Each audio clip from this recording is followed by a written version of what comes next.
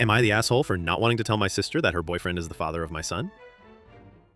Hi, I'm not really sure how to start this.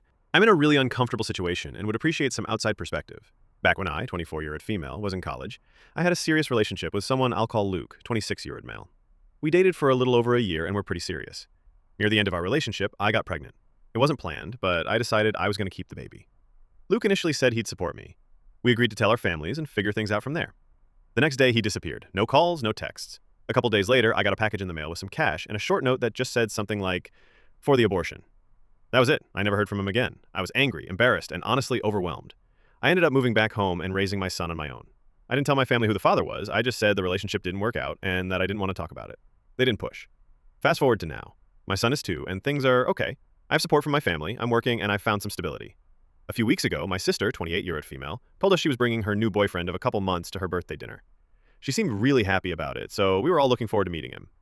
It was that goddamn motherfucker Luke. We both immediately recognized each other, but neither of us said anything in front of anyone. I left the dinner early. I think I just felt stunned and unsure how to even process it. Later that night, he came by and asked if we could talk. He told me his parents found out about the pregnancy back then, and that they pulled him out of school and cut him off from me completely.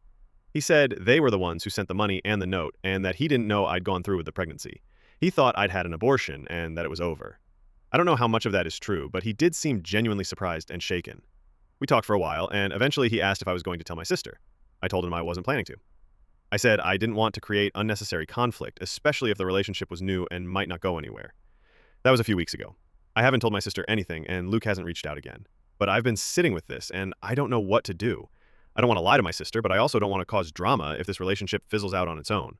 At the same time, if things don't fizzle and he stays in her life long term, it feels worse to stay quiet. I've been avoiding being around them, which I think she's noticed. I don't think she suspects anything, but I also know I can't avoid this forever.